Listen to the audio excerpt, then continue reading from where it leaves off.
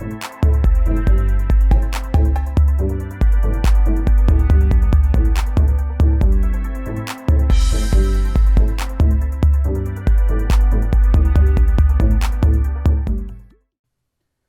and blessings, everybody. Welcome back to the Voices of Reason. I'm your host, Justin, and today we have a special guest.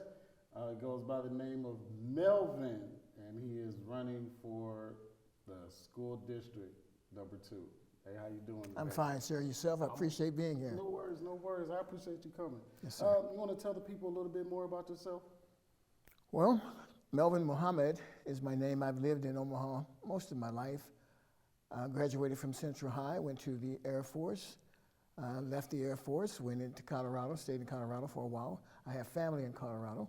I moved home back in 1991 because my mother was ill, and as the Creator would have it, after 7 years, she passed away, and I and my brother inherited the home that we grew up in.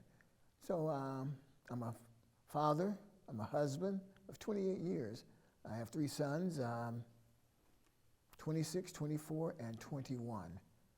And so I just thought it was time for me to do something different and share my talent and knowledge with the community and then with the school board. And so I'm running not to change things, but to blend in and help foster a change that is equitable to all the children.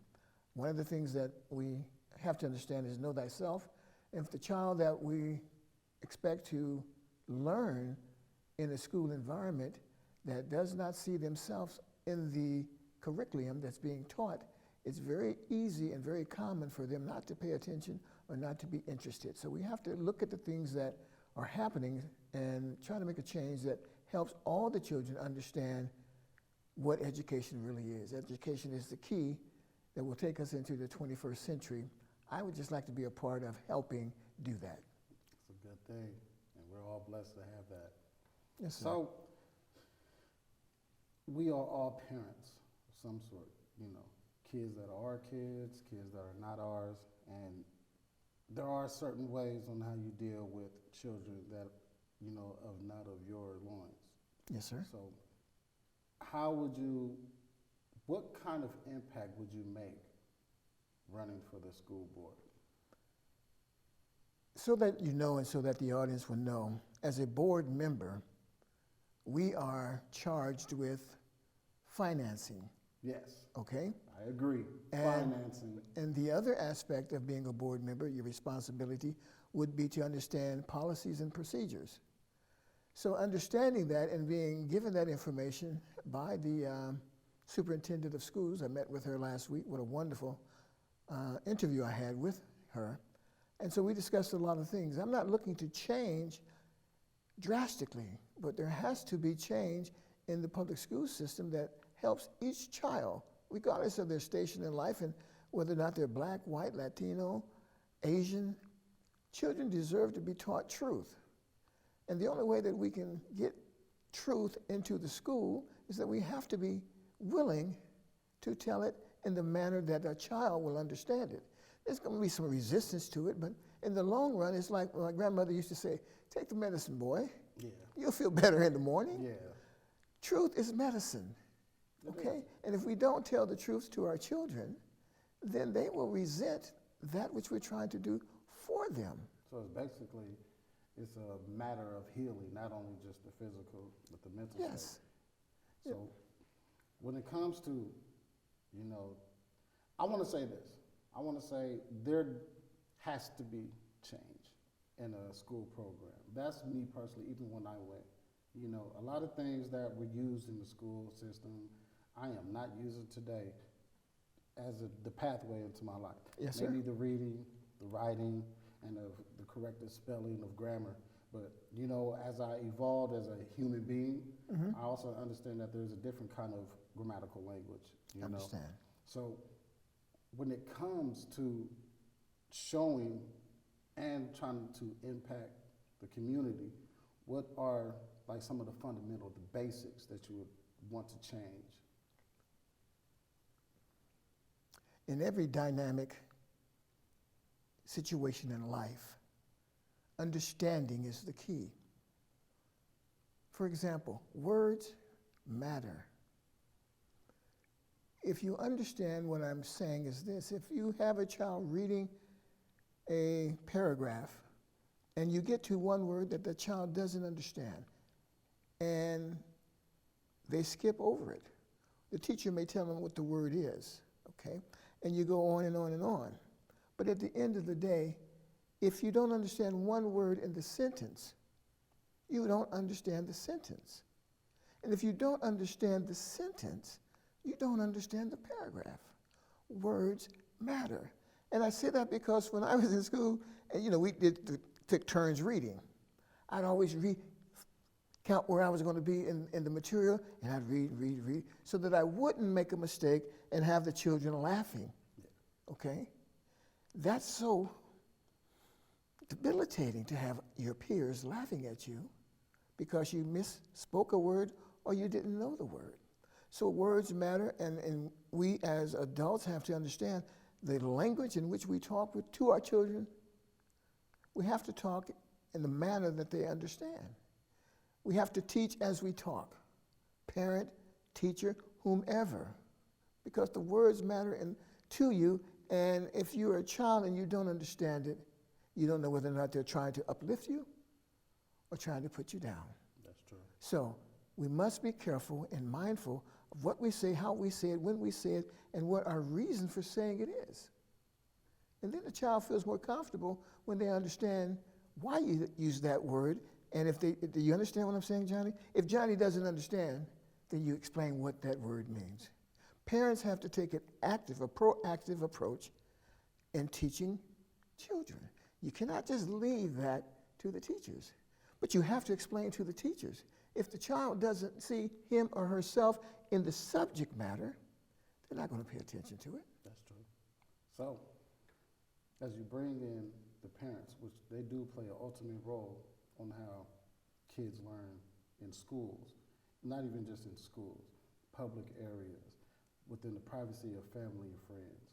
So, if you had the chance, would you talk to the parents as to have them understand the way that you're trying to have these children learn, or would you, vice versa? Would you rather bring it to the children first? Because the children, they are so innocent, it's so pure, and Yes, a lot of people just misunderstand that. They just like, oh, she's a child. Oh, she's young. She's just learning. Like, yeah, but who is she learning from? How is she learning? What are the kind of advantages that you would want to bring to the parents to show them that there can be a different way in showing a child how to learn? I'm a martial artist. Oh. Okay? Oh, can't mess with him. Well, that's a misperception. Oh. Okay? Most people view martial artists or martial arts as something violent. Well, yes, and Okay. no. Some people look at it as a defense mechanism. Right. So I teach martial arts to children and adults in a manner that changes behavior. Okay? Yeah. In order to learn martial arts and to participate in martial arts, there's a curriculum. You have to know how to punch. You have to know how to kick. You have to know how to move, how to block. You have to use your mental understanding of what's happening right before you. You also have to understand your process, your power, what you can and cannot do in the stages in which you learn. Everybody aspires to be a black belt, but that's years of training. Okay? Yeah. You may learn some yellow belts, and that's good. But there's more belts. There's 10 ranks in aspiring to a black belt. And then there's several more to become a master in the art in which you want to teach. So teaching children starts from the womb out. Okay? Yeah. Everything that embryo hears from the position that they're in, whatever the parents or people around them are talking about, they're hearing it. Okay? Yeah. And if you are angry, then you're sending those chemicals of anger into the womb where that child is being nurtured. It's like a transfer of energy. Right. So we forget that we're carrying life. Now, I want to get into that because there's a debate right now that's going to be at the Supreme Court. When does life begin? Okay? You're saying in so many weeks, but I say this and then we'll move on. That sperm is headed for a destination, a rendezvous with what? An egg. So you're telling me that there's not intelligence there? Yeah, because you can't get lost. Right. I mean, it's millions of them traveling, but only one or two, depending on what happens, gets to the destination. Okay. Okay? Yeah. How does that happen? Because you're pulling up, going upstream in a hostile environment. Yes. Okay? But you still make it. So if you understand that, the beauty of that, the science of that, you can teach any child. If you, if the father, if the mother, understands the science of how that all happened. So you're nurturing from the womb out. So that doesn't stop you nurturing even when your children become grown. It's like a part of you that knows where to go Right. without being told. And all you have to do is keep stimulating the DNA so that they grow. That's deep. Okay. Okay, so have you ever tried, like once before, to join like the OPS board, or? I've never tried to join OPS. Now, in my history of political endeavors, in 1998, I attempted to run for Congress. I was working for the state of Nebraska, and the Federal Election Commission says, well, you can't run because you would put undue influence on people receiving welfare subsidies to vote for you. So they denied me the opportunity. Can you repeat that, please? Okay. I paid $1,400 to run for Congress. Yes. The Federal Election Commission says, Mr. Muhammad, you can't run because you are a state employee. And you would put undue pressure on the welfare to work recipients that you are in charge of to vote for you. So I had to withdraw from the race. $1,400. There was 14 people that gave me $100 each. Mm-hmm. I went to ask for the money back. I had to go to the state of Nebraska. They denied the tort claim to refund my $1,400.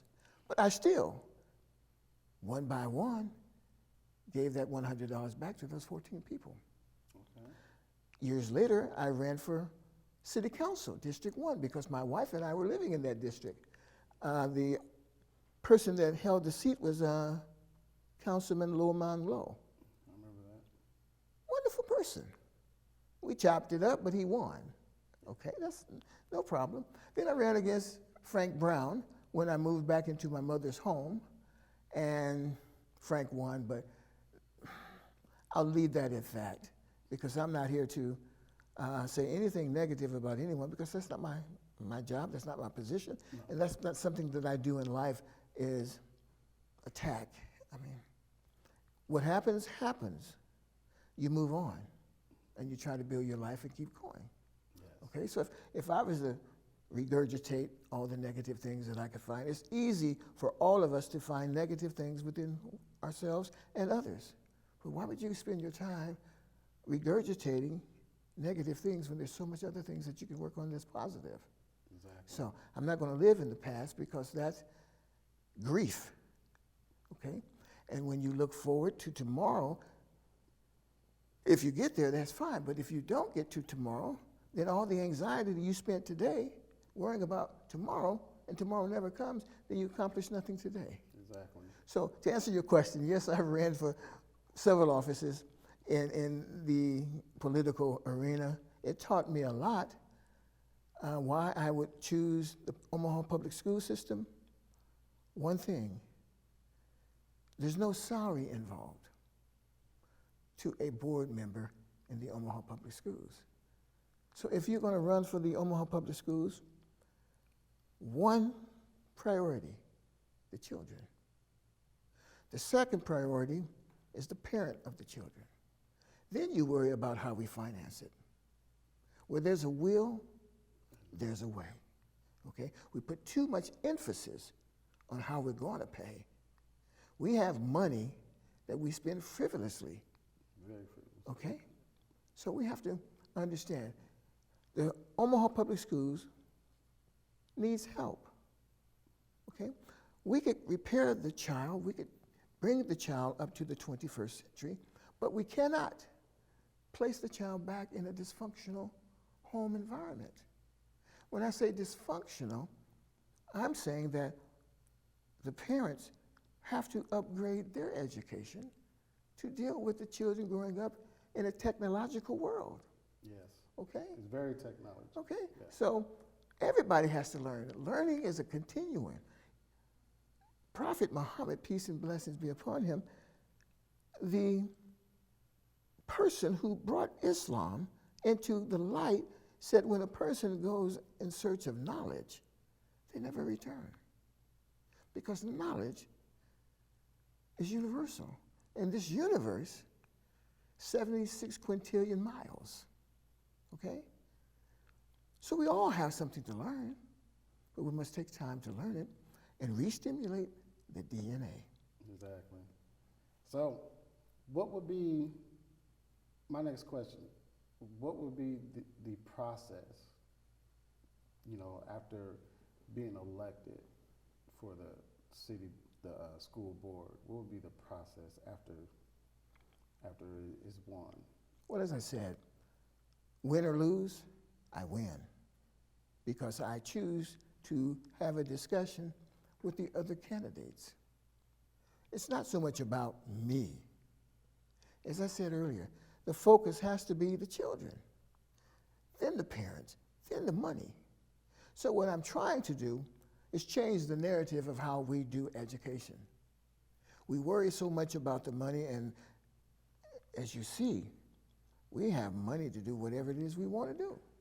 Whether it's our personal funds, or whether or not it's government funds or city funds. We seem to find money when we say we're broke. Yes, that's true. Okay, so let's be real, let's be transparent, let's take care of the children. If we take care of the children, everything else will work for us. Because we're building our future. We're worrying about buildings, infrastructure, but we're neglecting the human infrastructure. That's the children. Exactly true. Okay? You build all the nice, beautiful buildings, but as time moves forward and you don't take care of the children, who's going to do the upkeep on all these buildings that you've built? Exactly. We're going to move on to another dispensation of time. So those children that are left, properly taught, will be able to improve and lift the city, lift the educational process to the next level. Exactly. Okay? So what will be, now I know one of the primary goals is to change the way of children learning. Okay? And it's also to reach out to parents to have them have them understand the process of this changing. Now I would want to say for the community, would you want to either distinguish the fact that the parents play an extreme role in this, or the teachers play an extreme role? It's a collaborative effort. Parents have a role to play. It's their child. It's their children. The teachers cannot parent the child or the children. Their job is to teach the curriculum that's set forth. We have to change how we think about education. We send our children to school. Things happen at school, and the child or the administrators call you, and there's something going on. Then you're paying attention, okay? And it may be that your child how they explained something, how the teacher did this, how whatever happened.